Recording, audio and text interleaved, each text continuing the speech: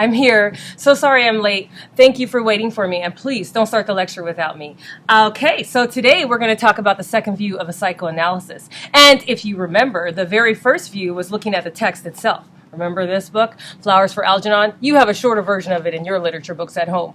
But anyways, get on to the second view. The second view addresses the author itself. I don't know about you, but I'm dying to find out about Daniel Keyes. I mean, girls, especially you, we're very nosy. We want to know all the details. Well, according to the psychoanalysis, the more you know about the author, the more you'll know about the text. Because there's different parts of the author's life that's going to show up somewhere in the text. And so it's going to have like an author bias. And everything that the author wants us to feel about this certain person, or trait, or emotional position or stance, we're going to feel.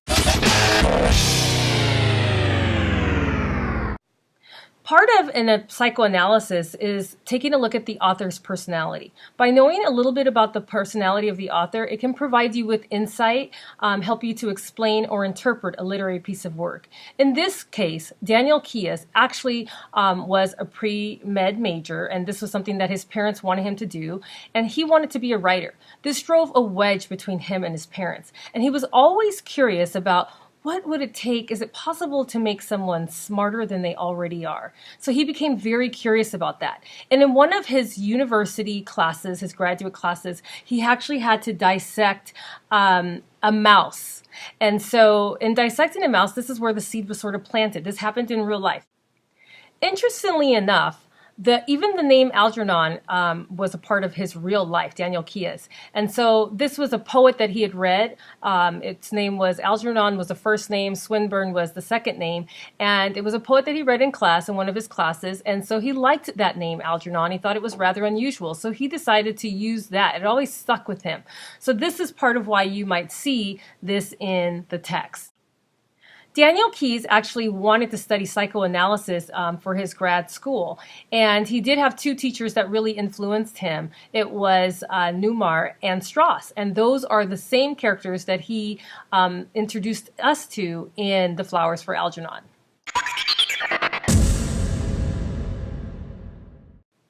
Something that you should know about Daniel Keyes is that he was actually an English teacher at one point. Back in 1957, he was teaching a classroom. It was like a special needs class. And he had a student who came up to him and said, "Mr. Keyes, I know that this is a class for dummies. So if I work really hard and I get smart enough, will you put me in a regular classroom?" Do you know that question haunted Mr. Keyes for some time? In fact, it haunted him so much, it touched him so much, that the following year, when he was asked to write a story, he actually included that, and then he went back and got the mouse and Dr. Strauss and put it all together. And that's where we got Flowers for Algernon.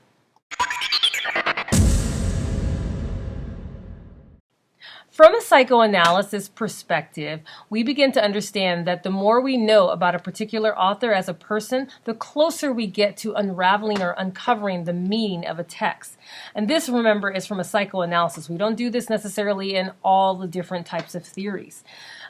So essentially what happens is, if you read a particular work, let's take Daniel Keyes for example, and we read several pieces of work by him, not just Flowers for Algernon, but other things that he's written in the past, then the closer we will be at understanding perhaps his hopes, his dreams, his fears, his values, and that will give us a really close look at his work in general. So this whole idea of psychoanalysis got me thinking, like, if I were to write a book, me, Miss Miller, what would it be about? What would I have in it? What part of my life would I include in the text? And then I thought, pink roses! I love pink roses! So there would be pink roses everywhere. In fact, I might even title the name of the book Pink Roses, right? And there would be roses falling all over the text, and it would be about a girl, a very tall girl, who felt like she was just powering over everyone, and you would be looking like, this girl is big! And it was like a monster, and one day she felt good about being tall, and everything was just okay. I mean, it would just be so deep. Of course, I would add other things so I don't know. Yeah, so that's what I think I would do.